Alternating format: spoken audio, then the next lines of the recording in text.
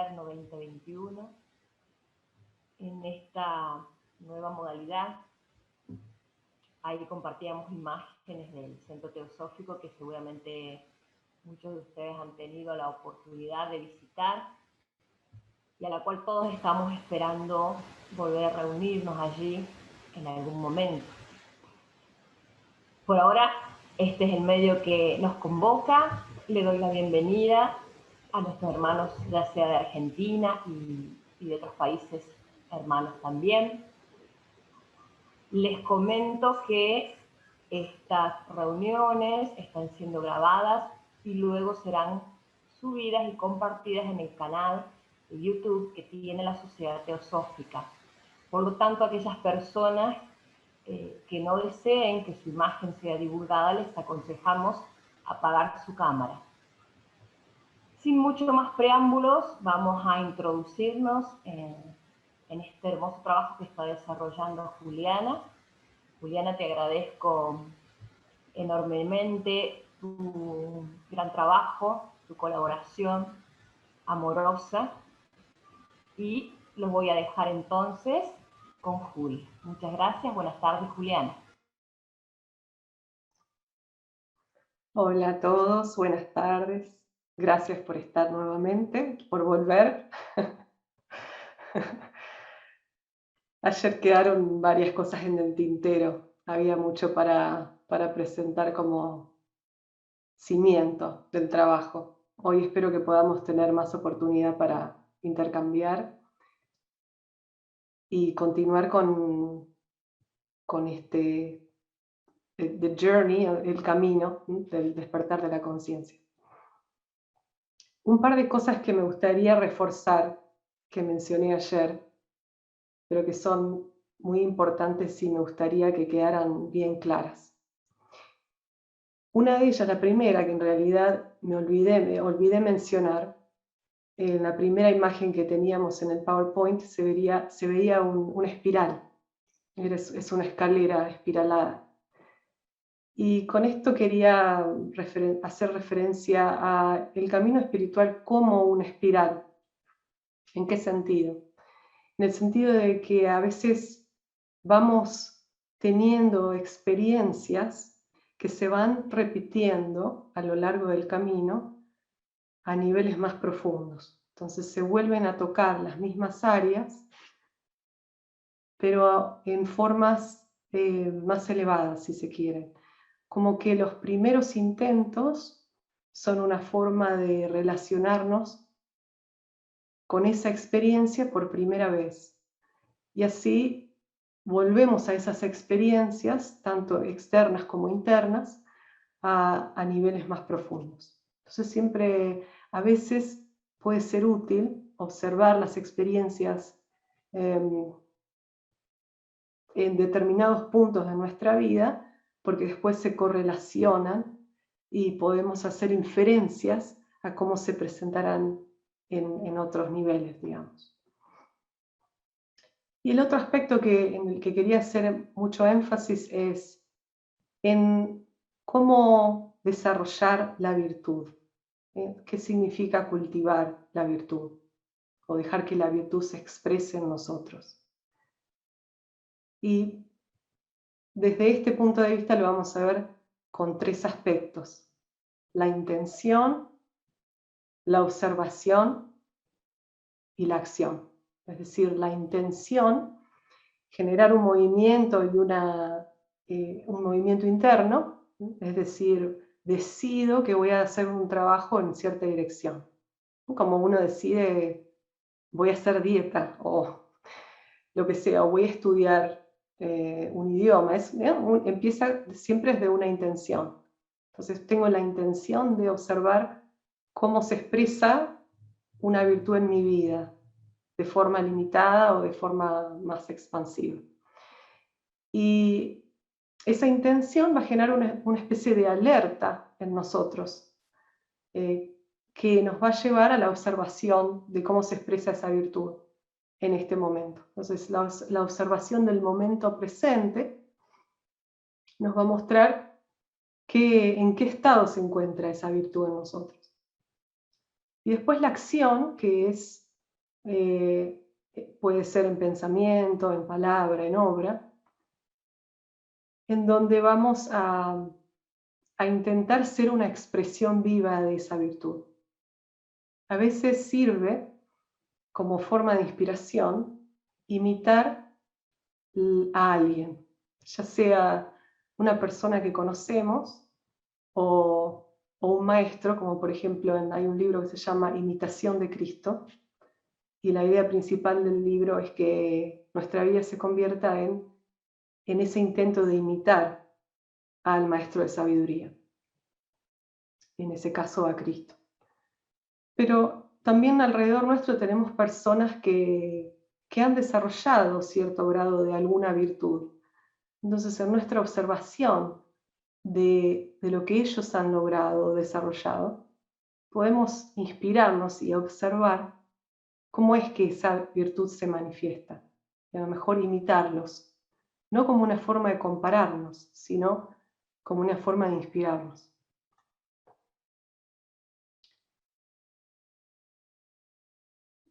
Voy a compartir el PowerPoint de hoy.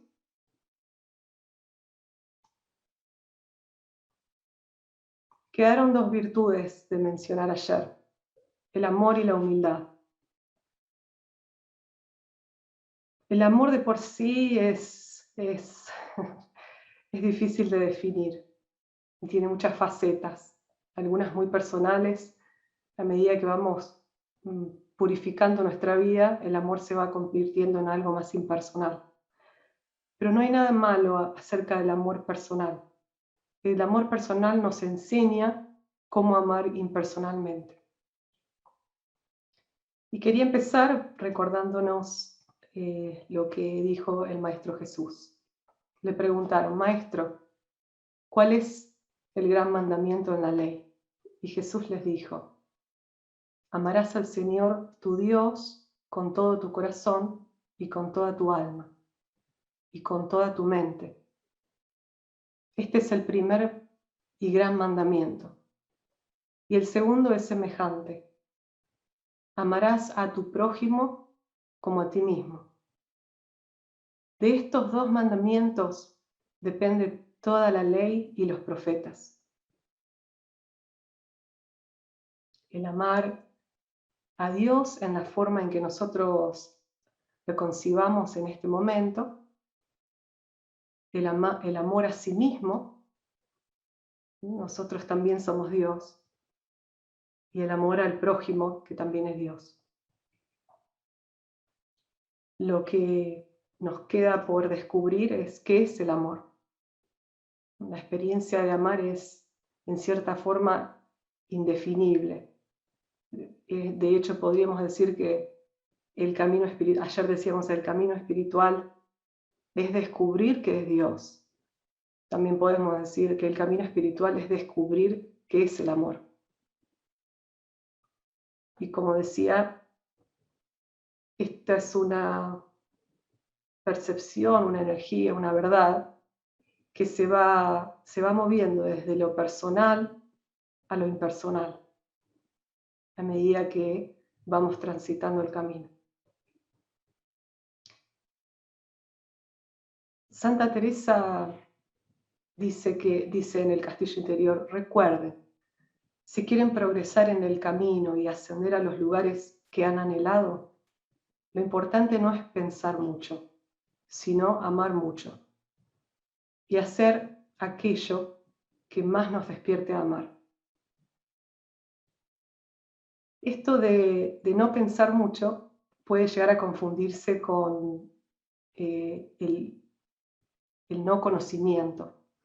Pero en realidad no está hablando, en mi entender, no está hablando de eso. Está hablando de no malgastar el pensamiento, de no centrarnos en lo que en la teosofía se entiende como el manas inferior.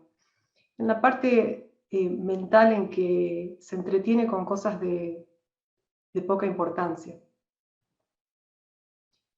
Y que si pudiéramos enfocar nuestra vida más hacia aquello que nos despierte a amar.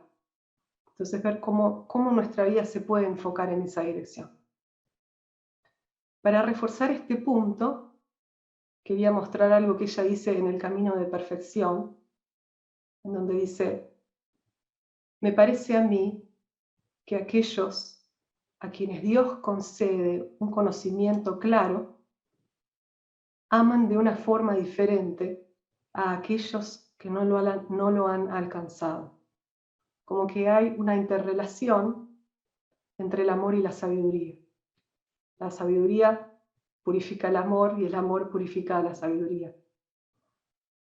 Este conocimiento claro es sobre la naturaleza del mundo, de que existe otro mundo, sobre la diferencia entre uno y el otro, que uno es eterno y el otro es un sueño.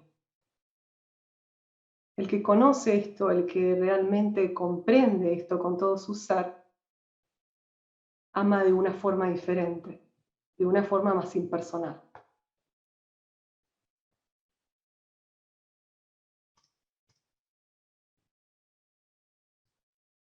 En todos los pasos se va diciendo lo mismo. Cuando hablábamos del autoconocimiento, el desapego, la humildad, el amor, la oración, todos ellos se van a ir mencionando como aspectos que son fundamentales para el camino. Y por lo general cuando uno lee estos escritos, ellos dicen: esto es lo más importante. Pero todos ellos son lo más importante, ¿eh? Entonces se hace ese hincapié. Con la humildad lo mismo, entonces se dice: el cimiento de todo este edificio es la humildad. La mejor señal de que alguien ha progresado es que piense en ella misma como la última en importancia y lo pruebe con su comportamiento, y que busque el bienestar y el bien de otros en todo lo que hace. Esto no tiene la intención de, digamos, esto podría llegar a desalentarnos si se quiere, ¿no? Ponerse a sí mismo como la última persona en importancia. La humildad creo que necesita reflexión para ser comprendida en su aspecto justo, porque puede llegar a confundirse con el menosprecio. No se trata de menospreciarse a sí mismo. Volvemos a amarse a sí mismo, como a Dios, amar a Dios, a sí mismo y al prójimo de la misma forma. Sobre todo cuando hemos nacido en contextos que quizás no nos ayudaron a cultivar un aprecio por el ser, por lo que uno puede ofrecer al prójimo. Entonces siempre continuando con ese amor y esa valoración del Dios interno, buscar la humildad en el sentido de abrazar a todos los seres de la misma forma. Pero ellos hacen muchísimo hincapié en la humildad en el punto extremo. Hay una frase en La Nube de lo Desconocido que dice: nunca confundas el mérito de tu vocación, el mérito de tu camino, con quién eres. Nunca confundas este camino elevado con quién eres en este momento, ¿no? Que es todavía, pese a que tengamos un ideal muy elevado, no quiere decir que ya estemos allí. Y de ahí viene el autoconocimiento, la importancia del autoconocimiento. Y algo que nos ayuda más en el aspecto práctico de cómo se desarrolla la humildad, que también es algo que tenemos que descubrir nosotros, ¿no? Este mismo libro dice: contempla tus debilidades, no tus fortalezas, y presta atención a lo que aún tienes que hacer, en vez de pensar en todo lo que ya lograste. Entonces, focalizarnos en esos aspectos en los que todavía tenemos que trabajar, que no van a trabajarse solos, a menos que tengamos la intención de trabajarlos. Esto lo relacionaba a veces cuando uno limpia una casa, empieza por un cuarto. Y si se quedara contemplando el cuarto que ya limpió, nunca terminaría de limpiar la casa. Entonces focalizarse, otra vez, no como una forma de menosprecio, sino de no olvidar la tarea que todavía uno tiene por delante.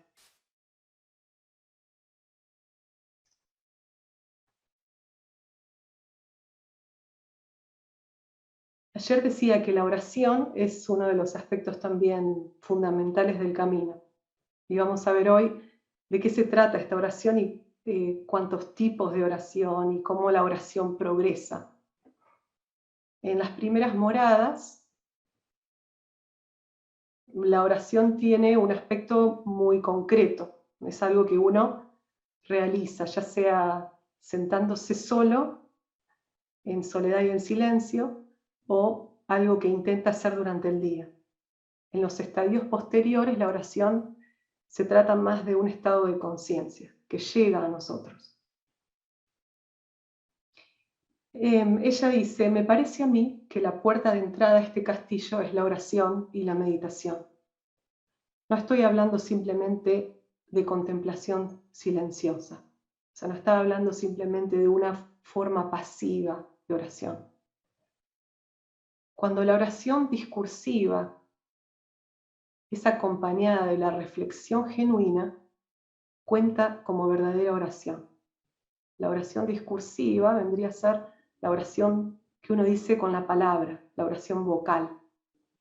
Si es acompañada de una reflexión genuina, cuenta como verdadera oración. Y ahora vamos a ver cómo se aplica eso a la oración.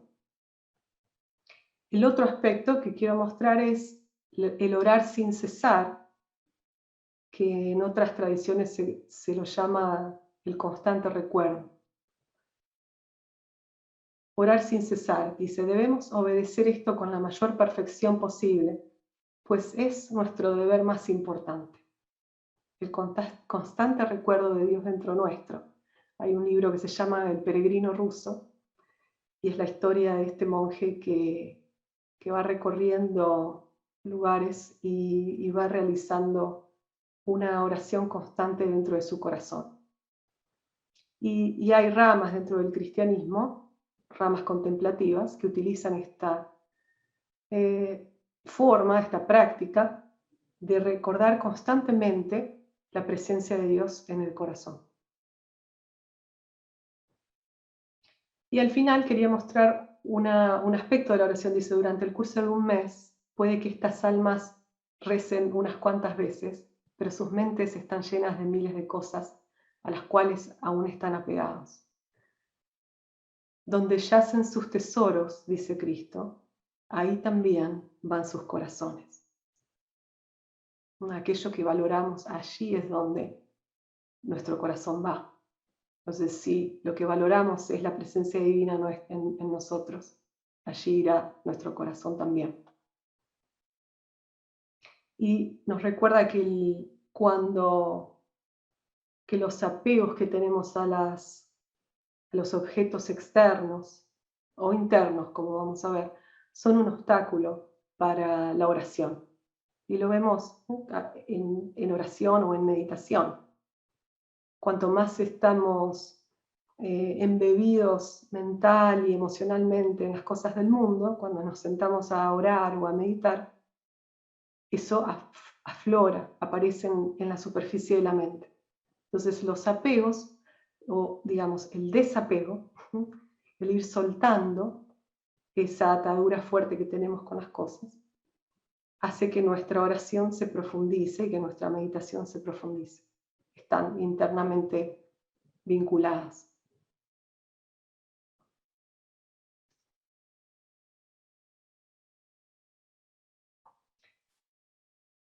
Bien, vamos a ver la oración en sí, para tener para tener claridad mental acerca de qué significa esta oración o estos tipos de oración.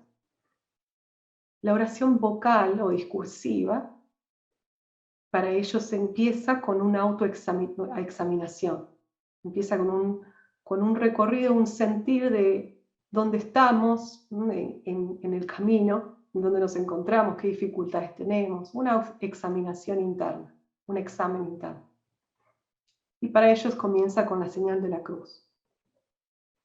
Y luego sigue con el recitado consciente del Padre Nuestro.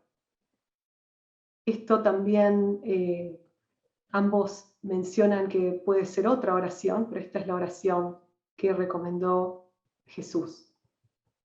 Y no se toma como algo, como palabras vacías. Santa Teresa escribió un tratado entero acerca de el Padre Nuestro, o sea, sino que lo ven con una profundidad diferente. Ella dice que estás en los cielos y explica, los cielos no están arriba nuestro, los cielos están adentro nuestro. Y cada parte del Padre Nuestro tiene una connotación profunda. Hace mención de que el Padre Nuestro, el repetir una oración, yo escribí ahí a modo de mantra, eso es algo que yo agregué, esto por supuesto no está mencionado en los textos, porque ella hace un comentario acerca de, le damos algo a la mente y a los sentidos para estar ocupados. Ella dice, debemos recoger nuestros sentidos externos, hacernos cargo de ellos y darles algo para mantenerlos ocupados. Entonces es esta repetición de la oración, no solo que tiene un poder vibratorio, sino que también tiene el poder de mantener la mente centrada en este momento, sin distracciones. La siguiente oración, entonces cada uno de nosotros puede identificarse con un tipo un tipo de oración. Quizás esta oración no funcione para nosotros, no sea algo en lo que necesitamos trabajar. Y quizás sí, eso solo sabemos en la práctica. La oración siguiente o el estado otro de las prácticas es la oración mental o la oración o la meditación, que también se la llama meditación. En esta oración mental pueden ser las dos cosas, o sea, uno puede empezar a hacer la repetición de la oración internamente, mentalmente, sin decirlo en la palabra. Pero también puede ser, como ellos lo hacían, utilizando la imagen del Maestro, en el caso de ellos Jesús o Cristo, y establecer una conversación con el Maestro. Empieza de un modo muy personal. Y está bien, no importa. No por eso nos sirve. Y a medida que se va avanzando, esta conversación empieza a ser más de escuchar que de hablar o que decir. Podían llegar a utilizar una imagen externa del maestro o una imagen interna. En una parte de uno de los libros, Teresa dice, encuentra al Señor en el centro más profundo de tu ser y concéntrate en su presencia interna.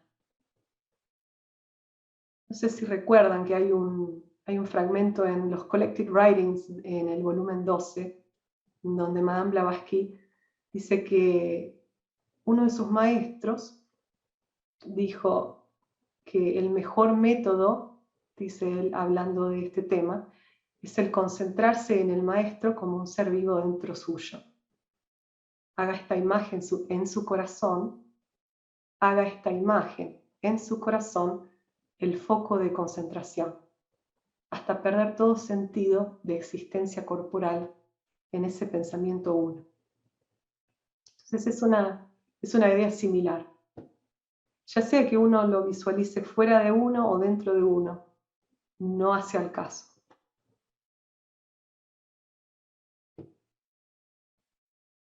Bien, ahora veamos un poquito la intencionalidad detrás de la oración. Tanto en La nube del no saber como en los libros de Teresa, se habla de la importancia de de estar completamente presentes en ese acto. La primera frase nos dice: cuando se comprende adecuadamente, la oración no es nada más que un intenso anhelo por Dios. Entonces, cualquier forma en la que uno quiera hacerla, ¿no? La idea por detrás de esto es ese intenso anhelo de unión.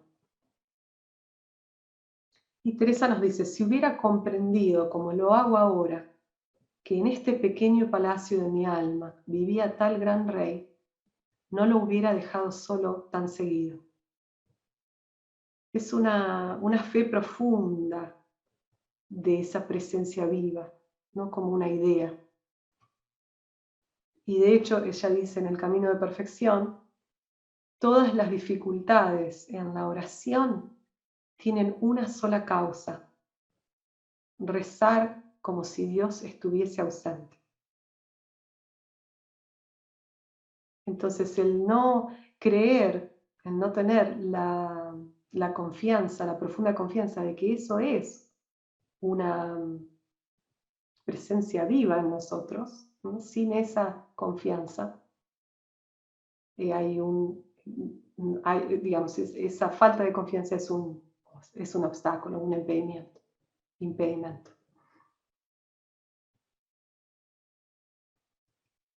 Vamos a ver un poquito de San Juan de la Cruz. Tengo que decirles que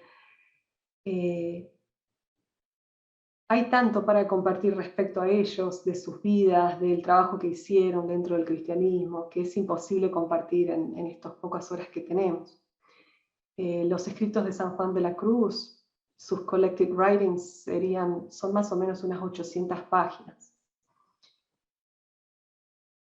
San Juan nace en 1578, 1586. Él es 26, 27 años mayor que Santa Teresa. Su padre era de una familia adinerada, pero se casó con Catalina, que era de descendencia musulmana, y por esa razón la familia lo deshereda al padre de Juan. Entonces ellos empiezan a vivir en una pobreza absoluta, tanto Gonzalo como Catalina, los padres de Juan. Juan es el tercer hijo del matrimonio. Su padre muere cuando él tenía 3 años y el hermano del medio también muere debido a la pobreza y a la mala alimentación. De hecho, Juan era muy bajito, ¿no? Porque había tenido problemas de nutrición. De muy jovencito empieza a trabajar en el hospital de Medina y empieza a estudiar con los jesuitas, pero después entra en el noviciado de las carmelitas. Y a través de la iglesia asiste a la Universidad de Salamanca y estudia arte y teología, y después estudia filosofía. Se cree que estudió filosofía, y eso se nota mucho en los escritos, una gran diferencia entre los escritos de Teresa y los de Juan, por su formación académica. Cuando cumple 25 años lo ordenan sacerdote, y 3 años más tarde Teresa se entera de él, se entera de su belleza como ser, y lo manda a llamar. O sea, a los 28 años se encuentran. Santa Teresa ya venía trabajando por la reforma dentro de la orden de ella, de las carmelitas, en un intento de reivindicar los valores de Cristo y porque aparentemente la iglesia estaba tomando una forma que se alejaba de la verdadera vida espiritual. Entonces, Teresa hace el esfuerzo de realizar una reforma y llama a esta nueva secta, digamos, de la religión cristiana, católica, las carmelitas descalzas. Entonces, existen las carmelitas calzadas, que era la orden original, por supuesto no se llamaba calzadas, y están la orden que creó Teresa, que se llama las carmelitas descalzas. Teresa fundó 17 conventos y con la ayuda de San Juan. Y bueno, lo importante de ellos es que la reforma que estaban realizando ponía en peligro sus vidas constantemente.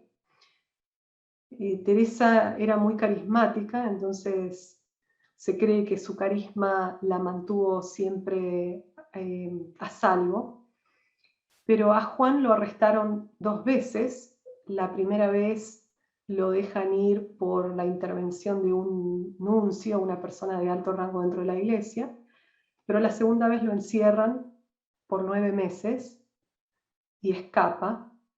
Allí es donde él experimenta el dolor más terrible y al mismo tiempo alcanza la unión con Dios, en donde escribe La noche oscura, que es el poema que inspiró 2 libros, La subida del Monte Carmelo y La noche oscura.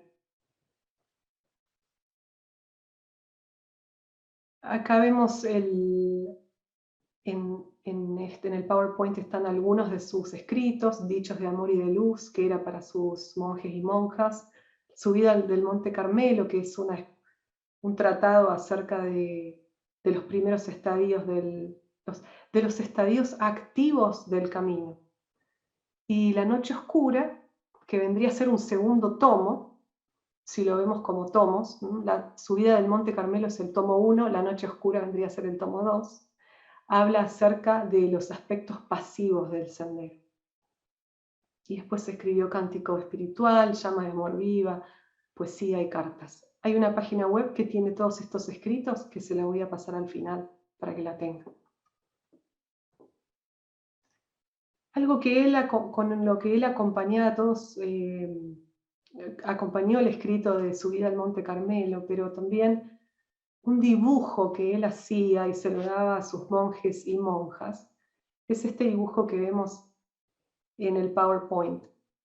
El dibujo en la izquierda es la forma en que él lo hacía, el dibujo a la derecha es cómo se publicó en la primera edición de La subida al Monte Carmelo. Y él les daba este dibujo como para plasmar sintéticamente cuál era el mensaje, para que lo recordaran. Por eso el dibujo de la izquierda dice para mi hija Magdalena, porque era una de las personas a quien se la dio. La subida al Monte Carmelo trata él dice, de cómo puede un alma disponerse para llegar rápidamente a la unión divina. Entonces, bueno, el dibujo en breve, él dice que el recto camino de la perfección está representado en el centro de la imagen. Vendría a ser el recto camino de la perfección, está en el centro de la imagen. Recuerda un poco al camino del medio. Y dice que se debe evitar la senda de la derecha, y que supone la entrega de nuestro corazón a los placeres del mundo, a la honra, a la fama, al reconocimiento. Pero es también importante, dice él, que no se transite por la senda de la izquierda, el camino que representa ahí, en este caso está representado a la izquierda. Y es el camino de aquellos que se acercan a la religión buscando paz, tranquilidad, felicidad, y él dice incluso dones sobrenaturales y visiones místicas. Como diciendo eso también es temporal y la vida espiritual es algo que trasciende ambas. Es una visión muy ascética de la espiritualidad y nos la va a mostrar también en uno de sus poemas. Entonces, él ve peligro en ambas cosas, la persecución, el querer los bienes de la tierra, el poseer, el gozo, el saber, el consuelo, el descanso, como los bienes del cielo, dice él. Porque ese es el camino del espíritu imperfecto. También querer la gloria, el gozo, el saber, el consuelo, el descanso, en vez de la unión con Dios. O sea, la respuesta, the award, como se dice en inglés, como el premio de eso.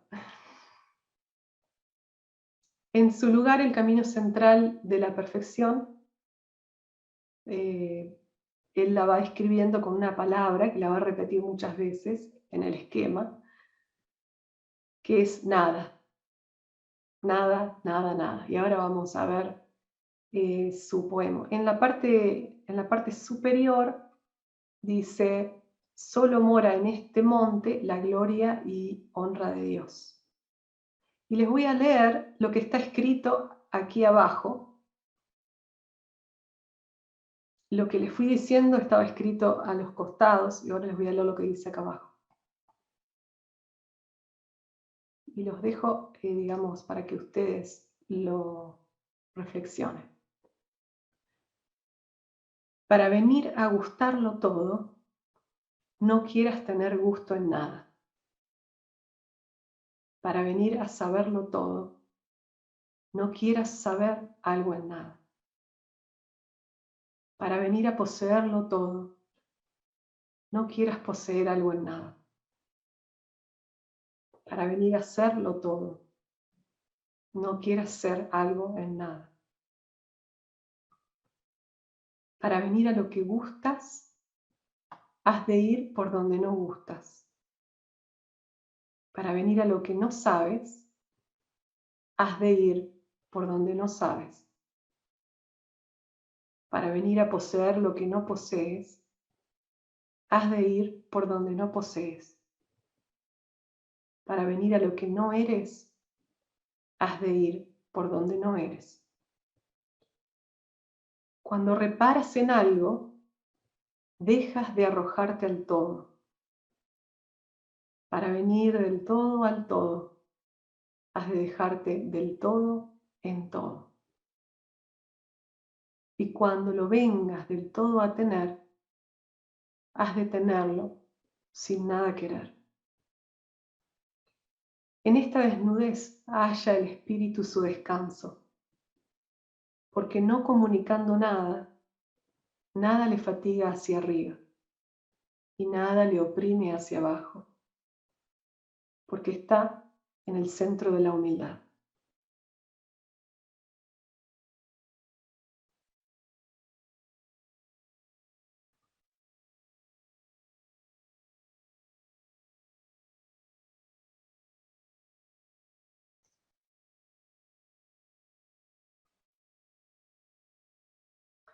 No vamos a tomar el tiempo de analizar en profundidad ese poema en particular. Sí, vamos a ir a ver mañana el poema de La Noche Oscura, porque es la síntesis de las noches del alma, como las describe él en el sendero que lo describen como la vía purgativa, vía iluminativa y vía unitiva.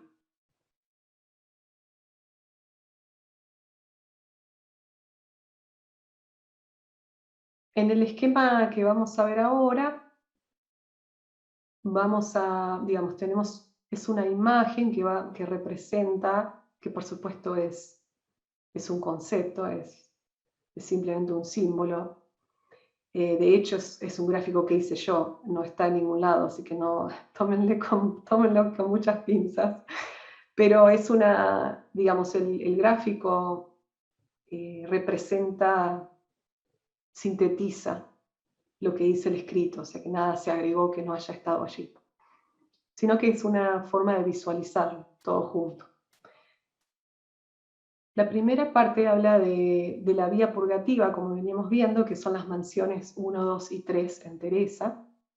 La segunda parte es la vía iluminativa, las mansiones 4 y 5. Y la última parte es la unión, las mansiones 6 y 7. En la visión de San Juan, en cada paso hay una porción activa, hay un aspecto activo y un aspecto pasivo. Hay un aspecto del camino que vendría a ser nuestro llamado al amado, y hay una respuesta desde el amado hacia nosotros. Y esa vendría a ser la parte pasiva. Nosotros, o sea, en la parte activa es cuando hacemos algo, ¿no? La intención, el esfuerzo, la acción, la palabra, el pensamiento. Y en la parte activa, la gracia divina desciende sobre nosotros o se expresa dentro nuestro.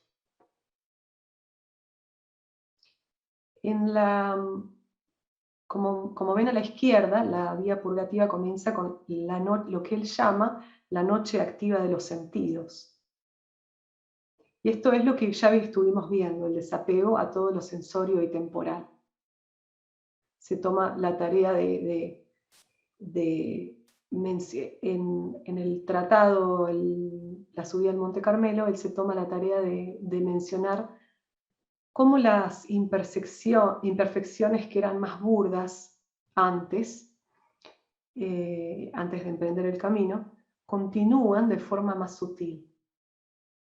Y describe en detalle cómo, por ejemplo, se manifiesta el orgullo en una persona espiritual, la vanidad, la avaricia, el enojo, el orgullo. Él dice, cuando creemos que estamos avanzando en el camino, puede surgir un cierto orgullo, el no querer asumir nuestras faltas por ese ideal elevado que tenemos, y eso representa una forma sutil de orgullo. La vanidad, que se manifiesta como un deseo vano de hablar de cosas espirituales, cuando uno lo hace por vanidad, obviamente. O la vanidad que surge como la condena a otros, porque no tienen la comprensión o el ímpetu o la devoción que tenemos nosotros. La avaricia espiritual, que el querer ver las pruebas de nuestro progreso, sentirlas, percibirlas de alguna forma. La ira o el enojo que surgen sobre las imperfecciones de otros o nuestras propias imperfecciones. Entonces es un tratado interesante que va en profundidad hacia esos aspectos más sutiles. Volviendo a la noche, esto que vamos a llamar noche, la imagen que él utiliza es como una larga noche que comienza en un atardecer, que continúa hasta el punto más crucial y más oscuro, y después se desarrolla y desenvuelve en lo que es el amanecer, que vendría a ser la unión.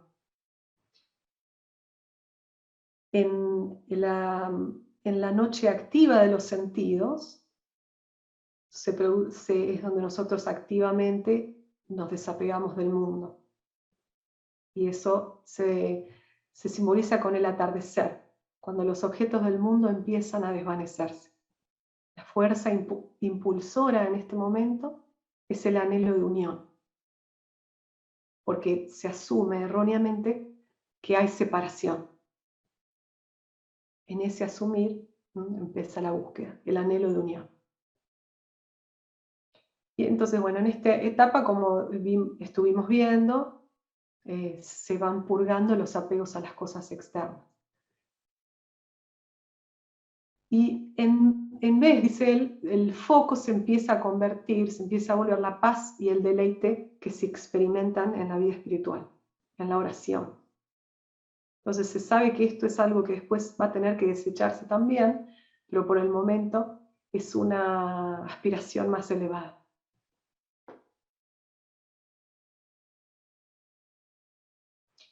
Y después la noche pasiva de los sentidos es cuando la divinidad actúa sobre el alma mientras el alma actúa como receptáculo. En este estadio inicial, Él dice que se otorga una visión de la verdad bajo la influencia del amor. O sea que es una visión, quizás una visión limitada, pero una primera percepción de la verdad y el amor. Él dice exactamente esto, una visión de la verdad bajo la influencia del amor. Se contempla un atisbo en carne propia, en experiencia. Y ahora comienza un nuevo desapego, el desapego a las cosas internas, al fruto de las acciones, a la atracción y a la repulsión. Y se empieza a discernir lo que Dios no es para reconocer lo que Dios es. Entonces se utiliza la vía negativa, como se la llama en otras tradiciones también, creo. Al menos sé que neti neti es una de las formas en que también se explica la vía negativa. Es remover aquello que no es para que lo que es aflore. Entonces esa vendría a ser la noche activa y de los sentidos, y la noche pasiva de los sentidos. Y después se pasa a la parte iluminativa, que es más para las personas, los aspirantes más avanzados, en donde ya se empieza a notar un cierto esplendor en la personalidad del aspirante, la vida diaria y el trabajo se vuelven más eficientes, la meditación se convierte en contemplación, lo que ellos llaman oración de quietud, donde la imaginación y las facultades de la mente ya no están atadas al pensamiento discursivo, sino que hay estabilidad, stillness, centramiento, silencio también. Y ocasionalmente se experimentan momentos de un profundo éxtasis espiritual, de unión, ¿no? Digamos, o empieza a colarse la luz interna y a sentirse, a percibirse. A veces experimentada como un sentimiento o una fuerza de felicidad, de profunda paz, y a veces como dolor, como si algo dentro nuestro estuviera limpiándose, como un dolor que cura en cierto sentido. Entonces la calma, la serenidad, la paz y el contento que se experimentan en esta etapa son una fuente de poder. Por primera vez el aspirante tiene ahora, podemos decir, un pie en el mundo real. Le falta traer el otro pie. Y se introduce en esta etapa, en la vía iluminativa, se introduce una nueva forma de conocer que no viene por las corrientes cognitivas, no es un saber intelectual ni conceptual, sino un saber divino que trasciende el intelecto. Dice él, hay un desnudamiento de la mente que se llena con la luz divina.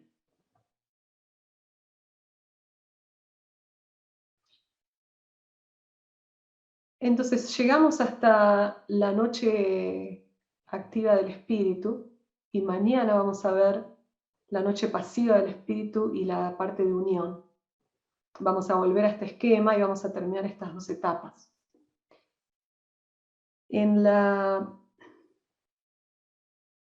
Esta noche pasiva del espíritu es la que normalmente se conoce como la noche oscura del alma. Y eso es lo que vamos a hablar mañana.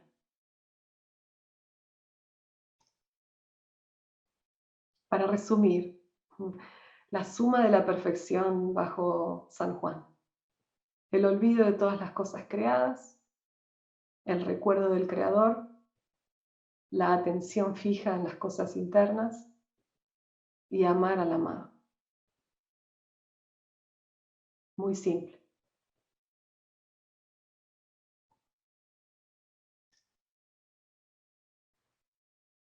Como les decía, en esta página web, que es muy fácil, sanjuandelacruz.com, están sus escritos: Subida del Monte Carmelo, Noche Oscura, Cántico Espiritual, Llama de Amor Viva. También recomiendo La Nube del No Saber o La Nube de lo Desconocido.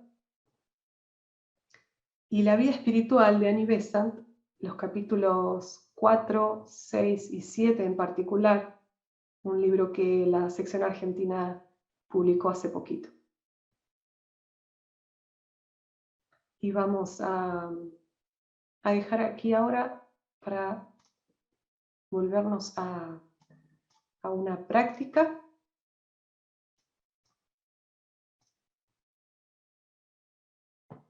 Antes de pasar al intercambio, las preguntas,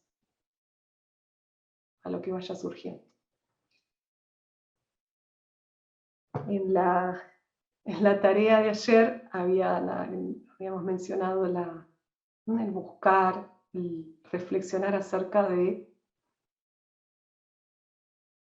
la forma de concebir a Dios que más nos despierte a amar, o la forma de concebir a Dios que sea más elevada en este momento para nosotros.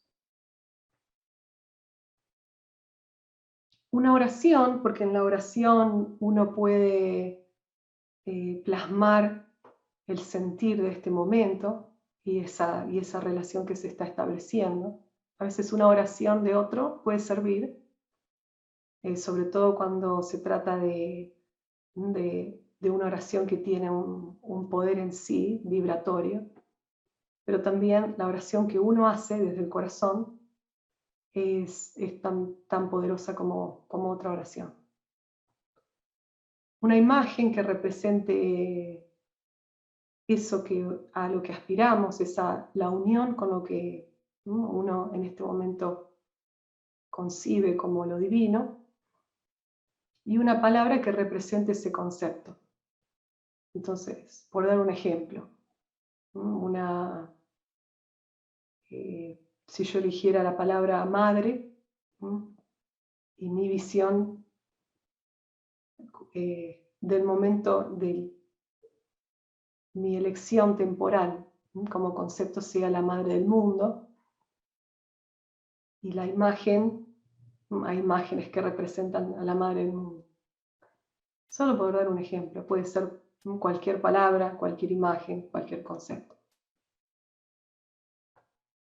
Y la práctica que vamos a hacer es para dar un ejemplo de cómo se puede hacer esta práctica. No vamos a hacer la oración, eso es algo que uno hace en soledad, en silencio.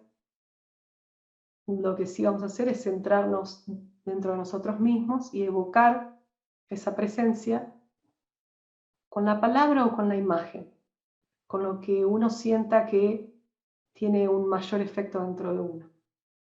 A veces es la palabra, a veces es la imagen, y a veces es ninguna de las dos, pero sirven. Entonces, por eso que lo doy como posibilidad. Entonces, bueno, sentados donde estamos, vamos a relajarnos y a cerrar los ojos por unos minutos.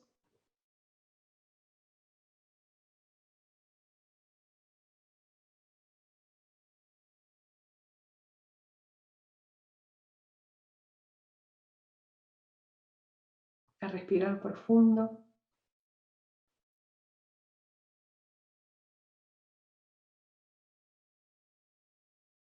Para que la respiración vaya quietando nuestros cuerpos.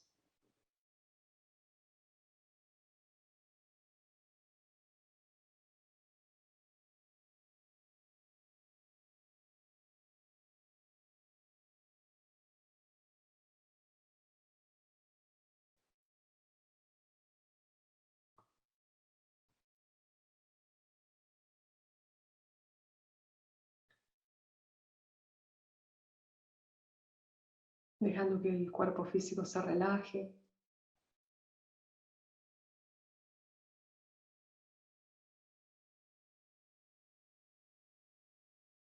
Usando la exhalación para que la relajación sea más profunda.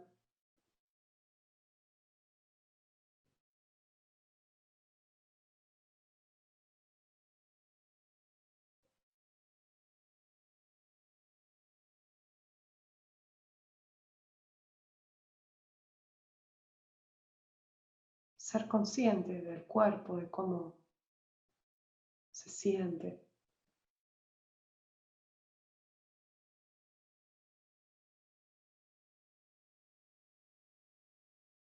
Relajar los músculos, la piel.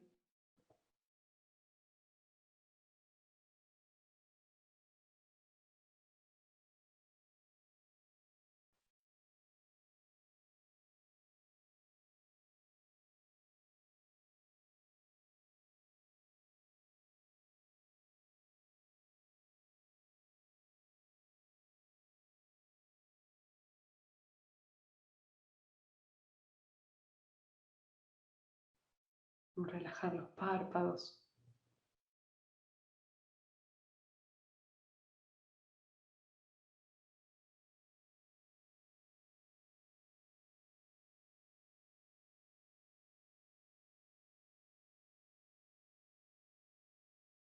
Le agradecemos al cuerpo físico por su función de templo.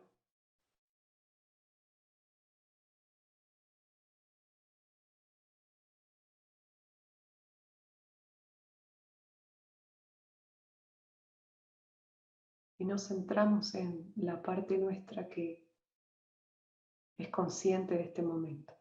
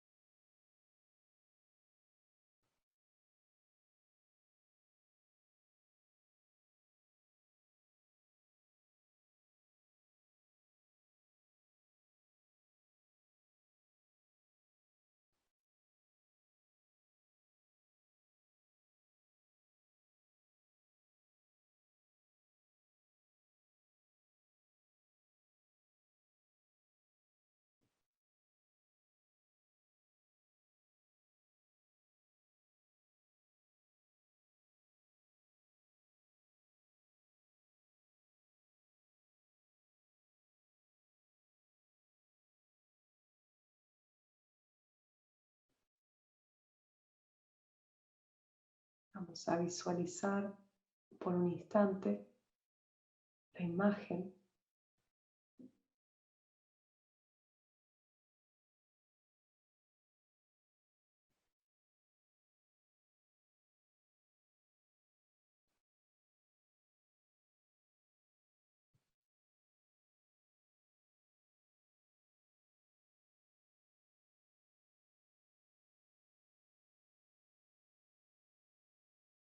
como una presencia viva.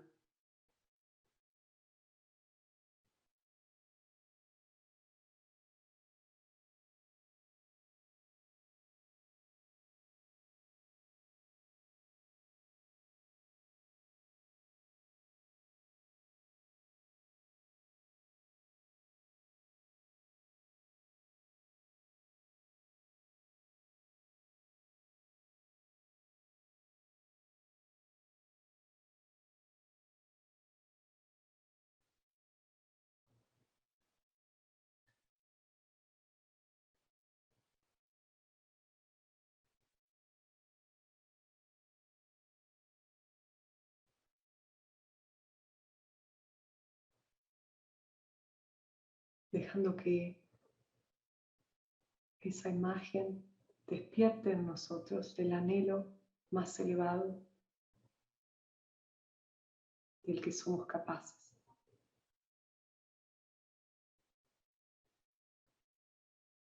Ya sea de servir, de amar.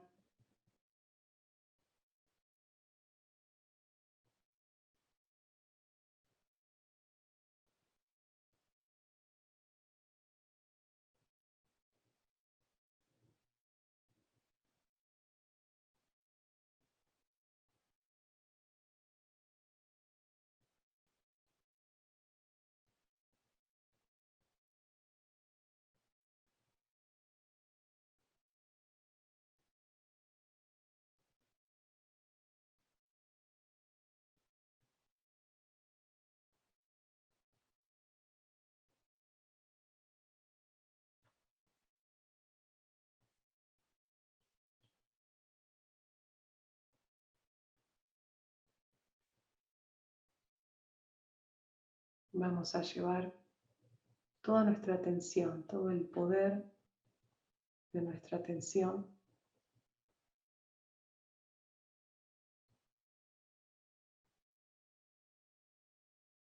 al corazón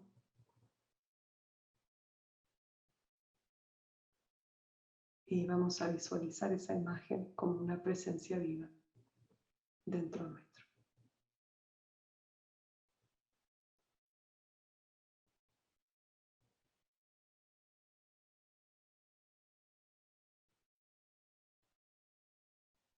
Permaneciendo receptivos a su influencia.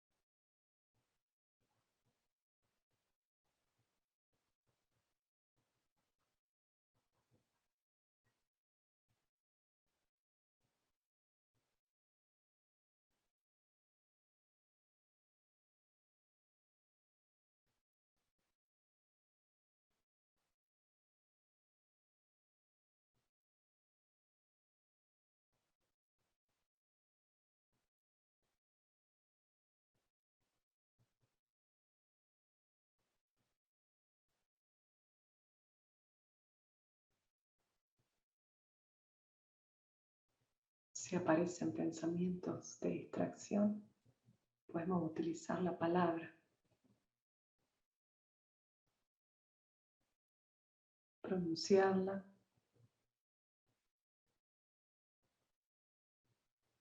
y permanecer en silencio.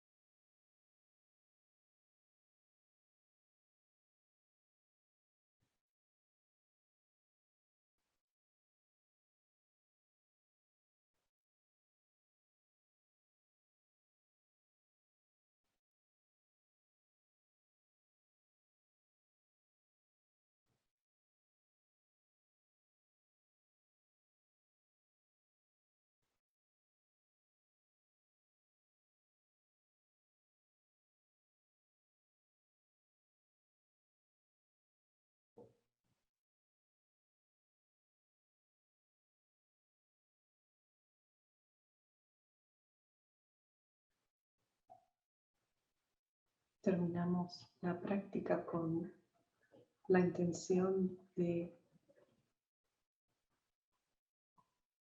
que el corazón de todos los hombres despierten.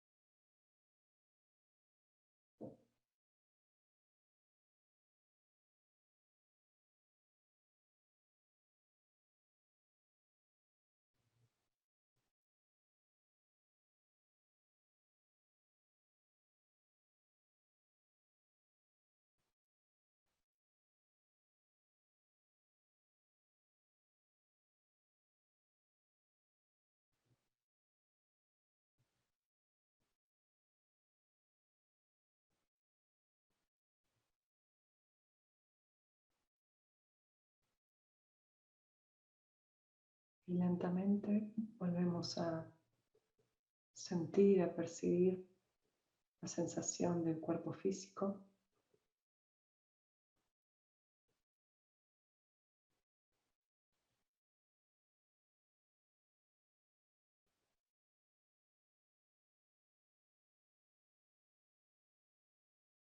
Con la intención de recordar durante el día esta presencia viva dentro nuestro.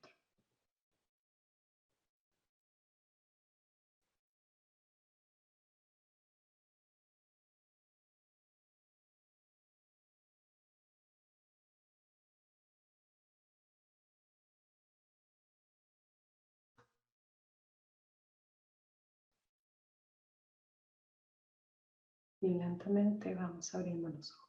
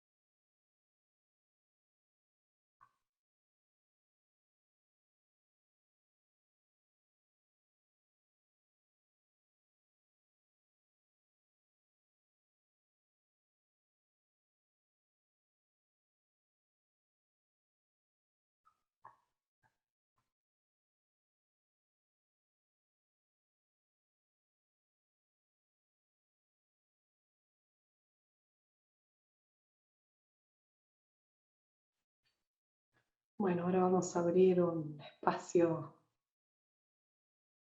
para la reflexión, ya sea que uno sienta la necesidad de hacer un comentario sobre el tema, alguna reflexión que tenga que ver con lo que hablamos ayer o el capítulo de la renovación de sí mismo que fue recomendado o algo de lo que hablamos hoy.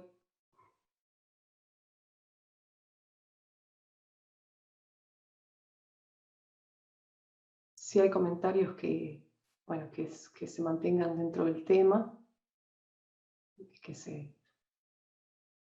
sean lo más sintético que se pueda, siempre y cuando uno utilice todas las palabras que necesita, ¿no?, para expresar la idea.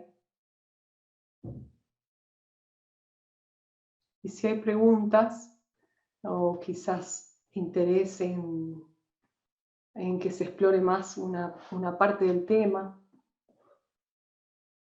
puedo intentar ir en esa dirección.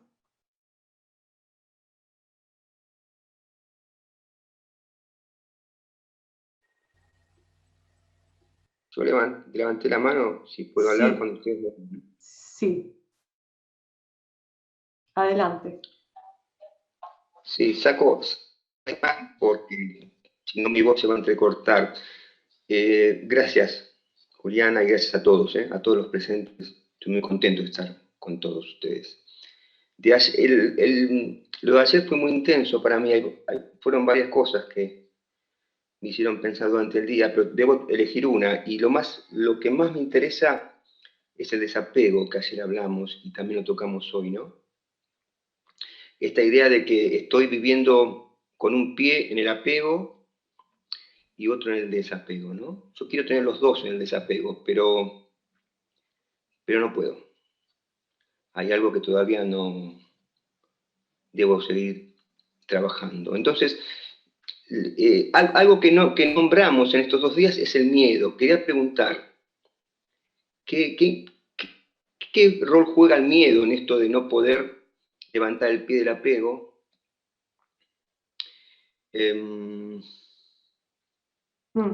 Y también si se deben considerar apegos chicos y grandes o se trabaja con todos los apegos de la misma manera. Y por último, en lo personal tuyo, ¿cuál es el desapego más grande que todavía, o cuál es el apego más grande, el apego que tratas de lograr, el desapego que te logró, que te costó más dificultades? Gracias. Gracias por todas las preguntas. Por supuesto que lo que voy a decir está teñido de toda mi limitación de comprensión. Así que bueno, sepan disculpar eso. Y está también la posibilidad abierta a que otros comenten sobre estas preguntas. Lo primero que iba a decir es que no te sientas solo, no se sienta solo, porque todos estamos en el mismo barco.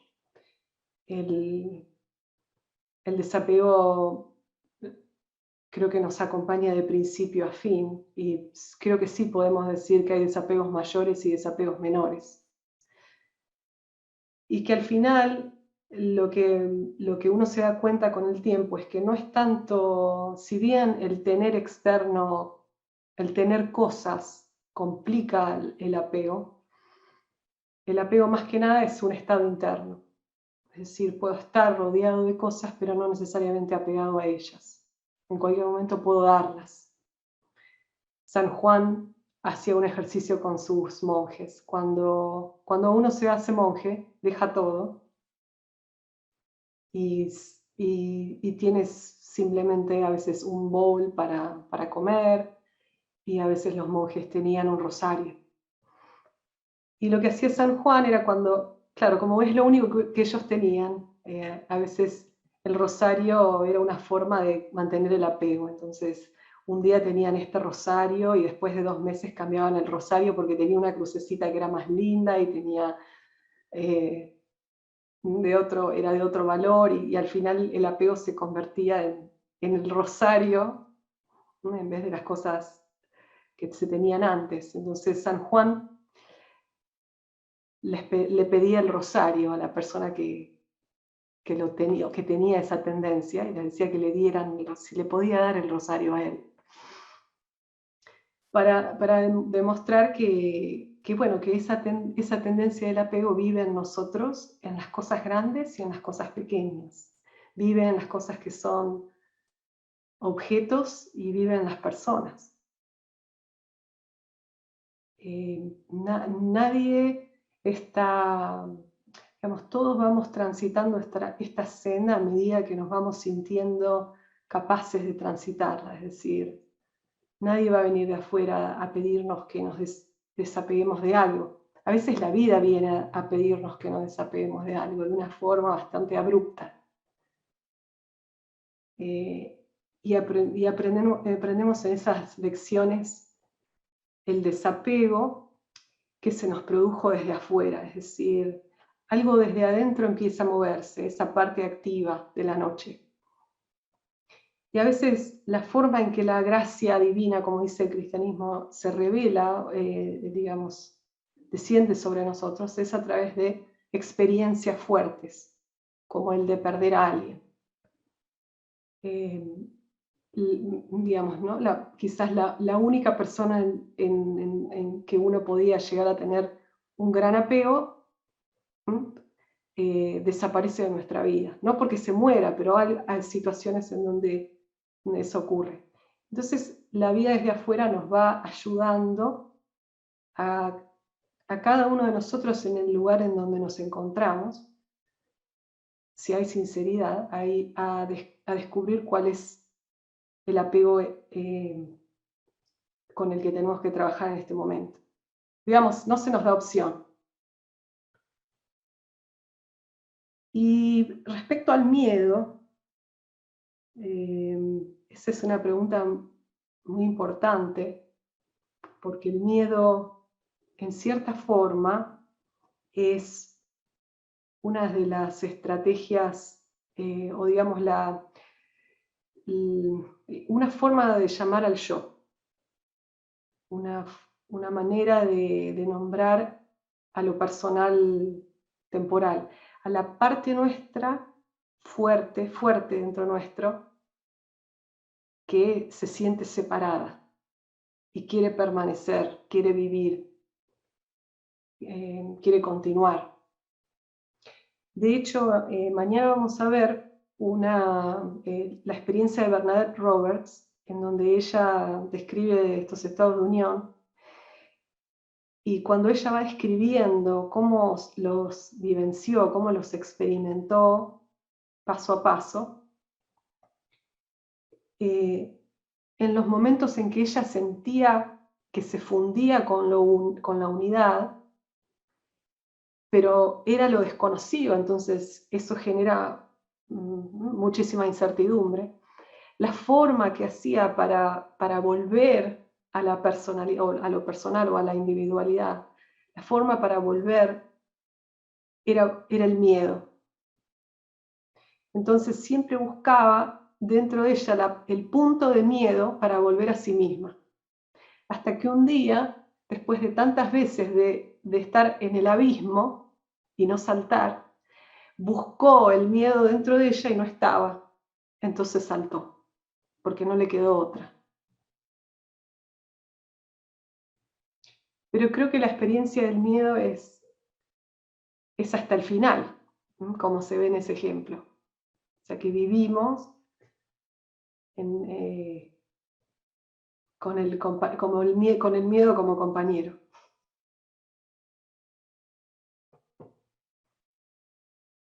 No sé si alguien más quiere hacer otro aporte. Gracias, Juliana, gracias. Gracias a usted.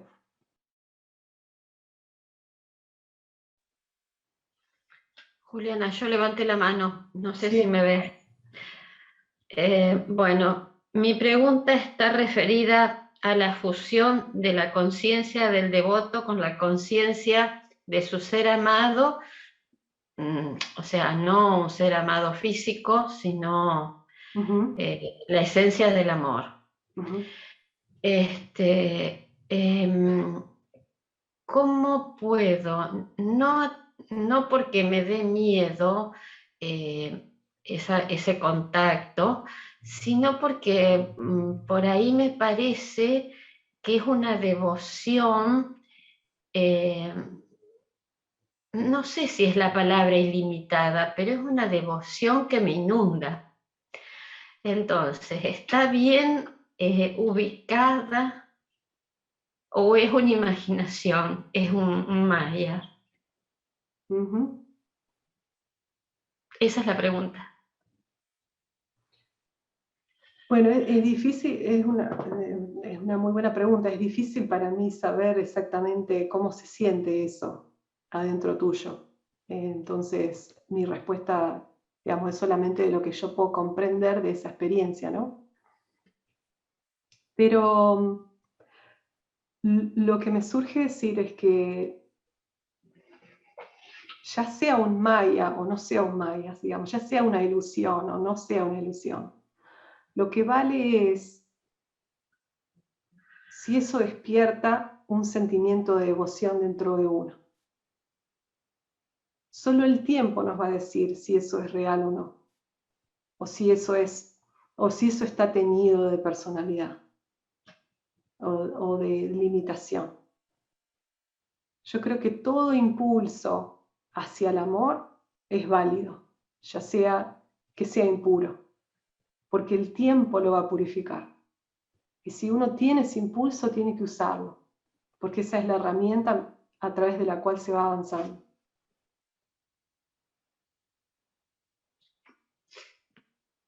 Eso es todo lo que me surge. Muchas gracias.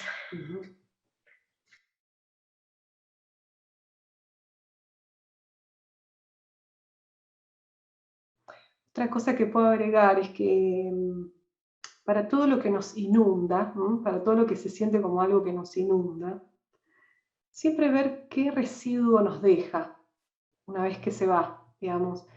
Nos deja un residuo de paz, nos deja un residuo de unión, nos deja un residuo de amar más, o nos deja un residuo de inestabilidad. Entonces, hacer una revisión de qué nos deja adentro.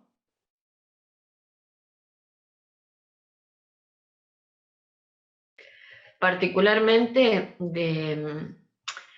como si me ablandara. Soy más comprensiva porque, a ver, cuando en esos estados por ahí no estoy sola, porque es el alma universal. Entonces, tal vez por eso me parece que es más, que yo no tengo una palabra apropiada para decirlo y digo que me inunda, porque hasta uno con los animales y con las plantas, con la naturaleza. Gracias.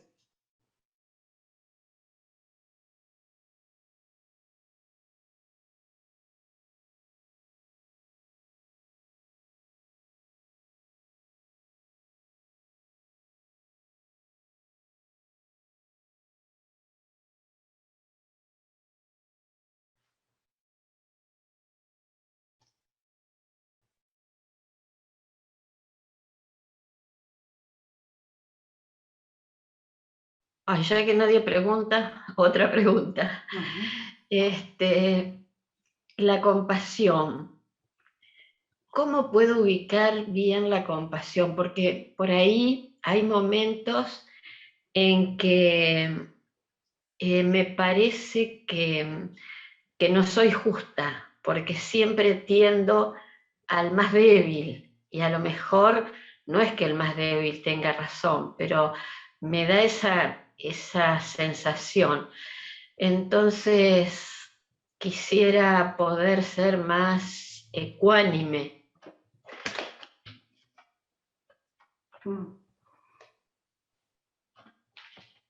Sí.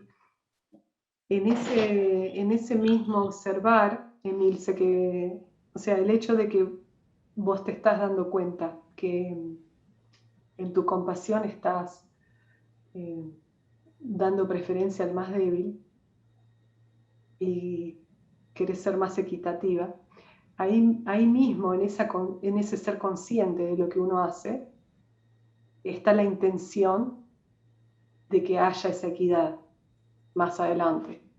O sea que yo creo que ya estás haciendo ese trabajo. A veces nos cuesta que algo se manifieste en nosotros. Lo vamos comprendiendo intelectualmente, lo vamos analizando como concepto y después lo vamos aceptando o lo vamos dejando manifestarse en nosotros.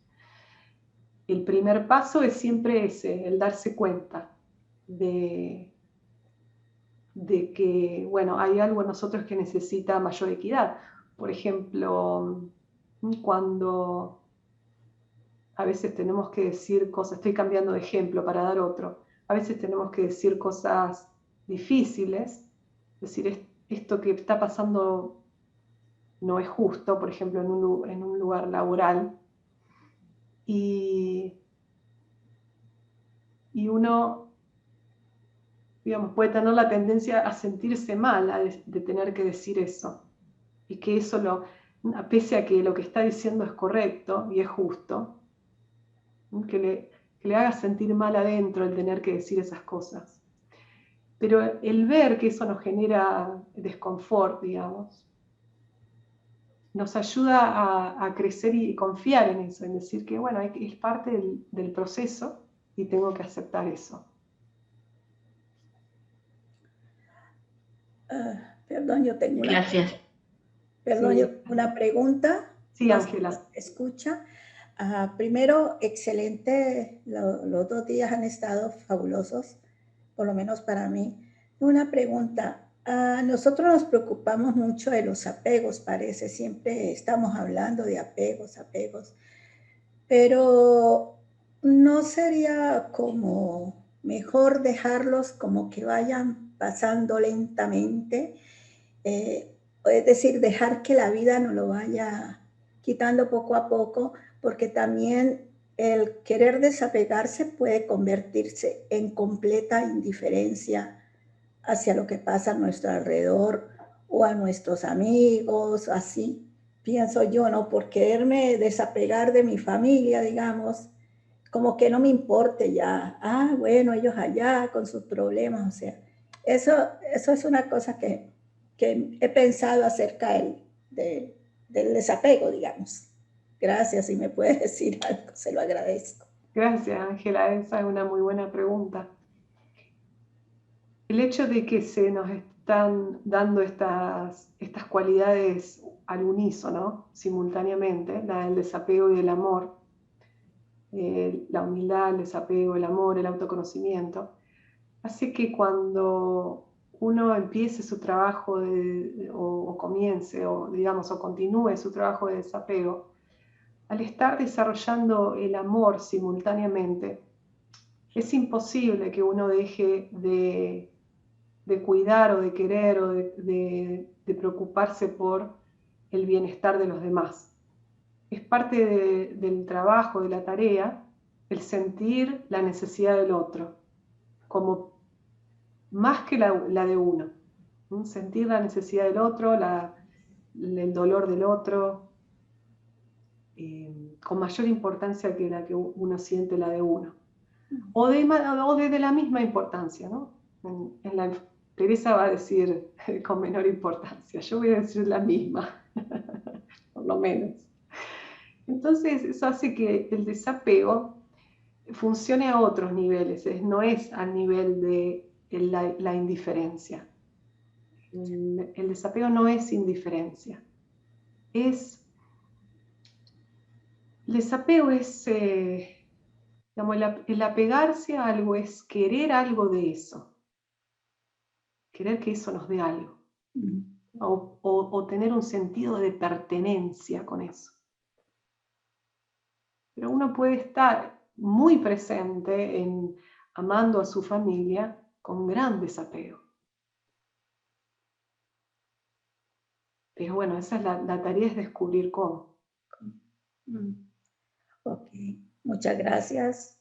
Ya, no, gracias. Un poco más. Estoy agradecida. No sé si mañana puede entrar porque tengo otras cosas aquí. Bueno. Gracias. Gracias, Ángela. Tal vez sí puedo comentar algo acerca de mi experiencia con el apego, o con los apegos. Con respecto a mi experiencia para reconocerlo, porque estábamos hablando de los familiares y de las necesidades de los familiares y de los cariños y de cómo rodearlos, de apapacharlos y cuidarlos. Para mí fue fundamental, y digo esto nada más, determinar o conocer o profundizar en cuánto necesito yo eso. Es decir, para mí el apego tiene una relación directa con la necesidad de lo otro, ya sea de una presencia, de un objeto, de un pensamiento, de un reconocimiento. Yo lo relaciono, no sé si bien o como sea, pero trato de mensurarlo y de profundizarlo con esa pregunta. Es decir, ¿cuánto necesito esto? ¿Realmente lo necesito?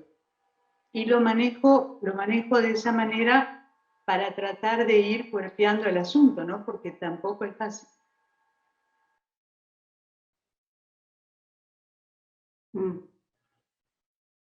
Gracias por el aporte, sí.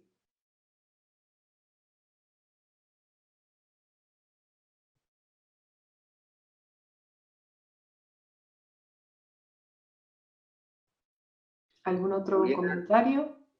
Juliana, si me permitís, Sí. algo más que quiero comentar. Algo que me llamó la atención ayer fue, vos anoté, vos dijiste, poner una nube de olvido entre mí y todo lo creado para poder llegar a Dios.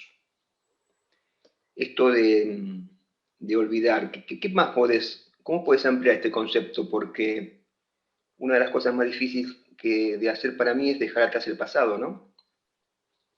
Gracias. Gracias por esa pregunta. Y de nuevo, no estás solo en ese barco. Lo más difícil, creo, para todos es dejar atrás el pasado. Por eso el primer ejercicio que hicimos es acerca de cómo hacer que esta presencia que vive momento a momento se fortalezca tanto que el pasado tenga una relevancia secundaria. No estamos tratando de reprimir el pasado, porque el pasado tiene su valor. El pasado nos permitió llegar a donde estamos, ¿no?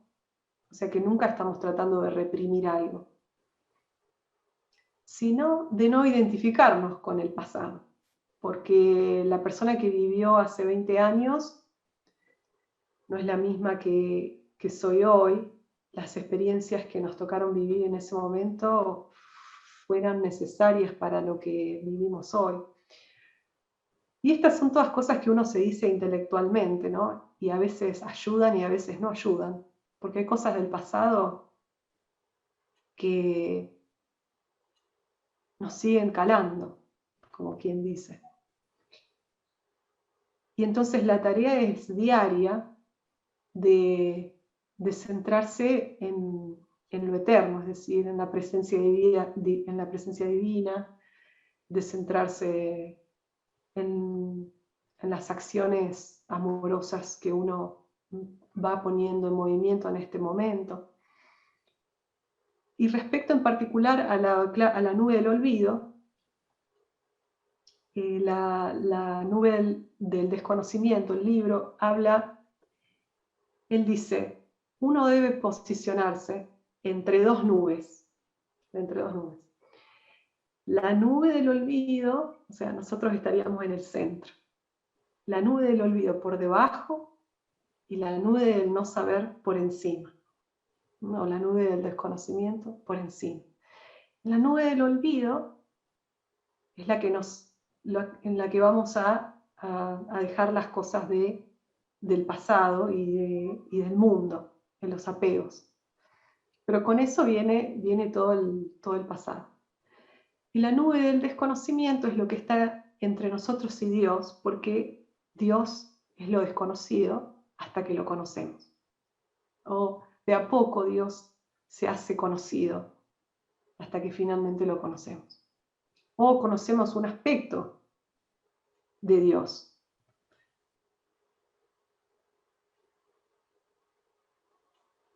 Creo que hay partes del pasado que tienen tanta relevancia en nuestra vida que se siguen presentando a medida que pasan los años. Hay vivencias, experiencias, que no sé, estamos lavando los platos o estamos cocinando o trabajando, lo que sea, en los momentos más inesperados nos estamos bañando y aparece la imagen de de esta experiencia de hace 20 años. Bueno, eso ocurre. Hay dos opciones.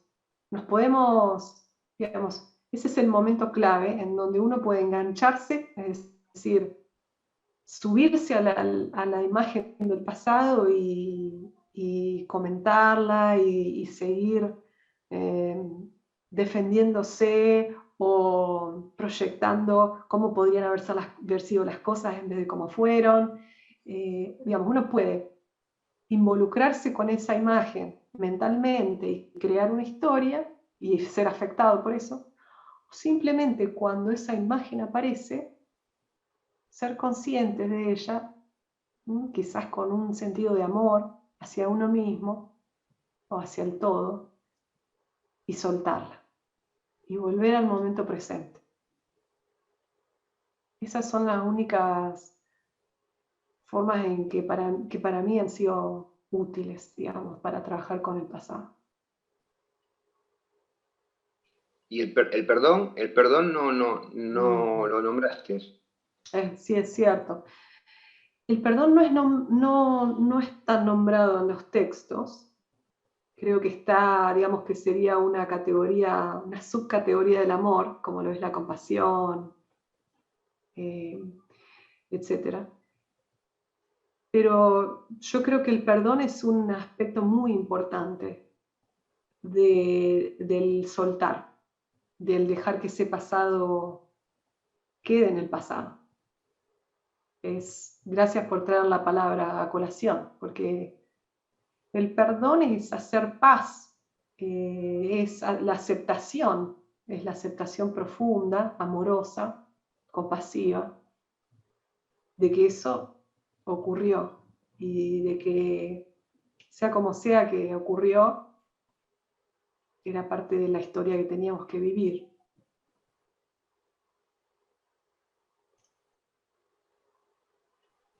Gracias.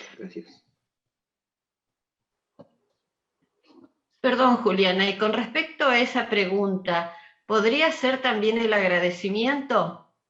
Agradecer al hecho, así no haya sido tan bueno, porque algo lindo me tiene que haber dejado y una enseñanza seguro. Sin duda el agradecimiento, no solamente a las experiencias difíciles. Hay una frase en uno de los libros teosóficos que dice: no reniegues contra el karma, porque bueno, las experiencias que vienen a nosotros tienen una razón y debemos estar agradecidos porque esa experiencia nos llegó, porque esas experiencias fueron transformadoras. El dolor, por lo general, algo que viene del pasado son los recuerdos tristes o los recuerdos de sufrimiento. Ese dolor abrió una grieta dentro nuestro y por esa grieta empieza a salir la luz. Es como que cuando empezamos el camino, entramos al castillo interior, el corazón está apretado y a medida que vamos teniendo experiencias de sufrimiento, a veces el corazón tiene que quebrarse un poco para que la luz pueda salir. Entonces el agradecimiento no solo a esa experiencia o esas experiencias en particular, sino al estar vivos, al haber trascendido esa experiencia, a las oportunidades que tenemos diariamente, a la belleza de la vida que está más que nada en las cosas simples. Por ahí buscamos la complejidad de una enseñanza o la complejidad de... Creemos que las cosas para que sirvan tienen que ser complejas, pero en realidad en la simpleza de la vida se encuentran los tesoros.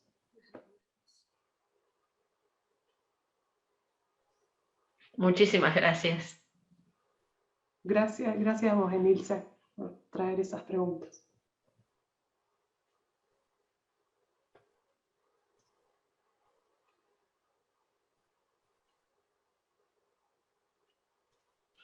Juliana, ¿cómo vivían San Juan y Y Santa Teresa, el tema del karma, ¿cómo lo entendían ellos? ¿O no lo vivían ellos como un karma? En la, en la tradición cristiana no está digamos, el concepto de karma de esa forma, sino que se ve como lo que Dios, digamos, reemplazamos la palabra karma por Dios, lo que Dios nos ofrece, o lo que Dios nos trae, lo que Dios nos regala, como es justamente eso, como un regalo de Dios, que se presenta porque Dios sabe más que nosotros. Esa es digamos, la forma en que se comprende. Nosotros no sabemos qué es lo que necesitamos en este momento para crecer, pero Dios sabe, entonces lo provee. Esa es la forma en que mejor la puedo explicar. Cuando dijiste cómo vivían San Juan de la Cruz y Santa Teresa, pensé que me ibas a preguntar cómo vivían ellos, y ya que estoy les cuento.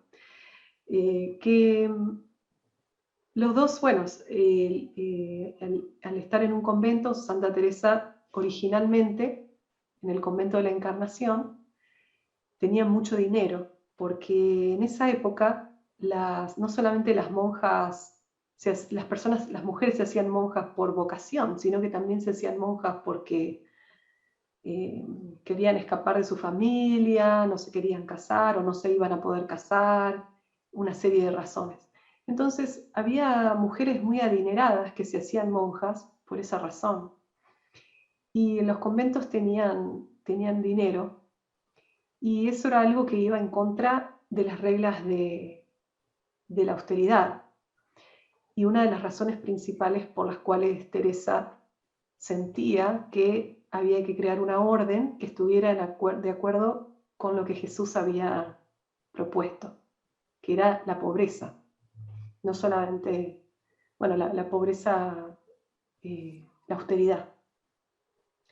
Y por esa razón, bueno, esa era una de las razones, ¿no? Crearon los conventos de las Carmelitas Descalzas, en donde vivían realmente, digamos, con lo justo, y era sustentado por la comunidad, pero la confianza en Dios, la confianza de que siempre, porque eran tan sinceras, confiaban en que Dios iba a cuidarlas. Y bueno, siempre tenían lo que necesitaban.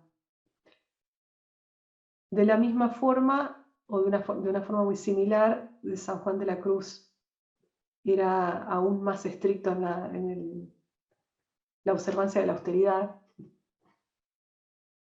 Su única cruz era una crucecita hecha de dos palitos, dos palitos de tronco.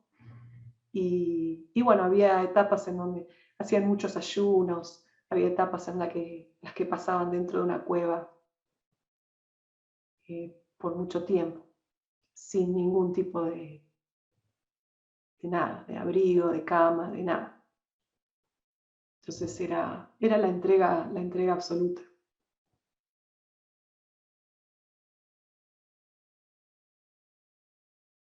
Que bueno, nos inspira, no necesariamente nosotros vamos a seguir ese camino de esa forma, pero nos inspira a reflexionar acerca de las cosas y nuestra relación con ellas. Uno de los apegos finales que tiene San Juan era que él llevaba colgado en su cuello algunas de las cartas que le había escrito Santa Teresa. Y cuando él se dio cuenta que eso era un apego, las quemó.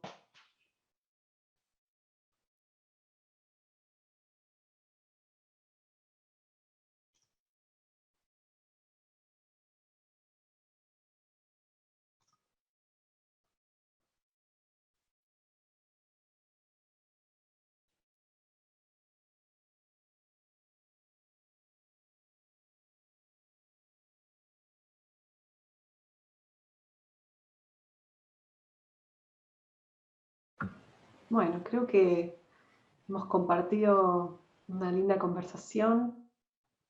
Gracias por las reflexiones y las preguntas que nos enriquecen a todos. Y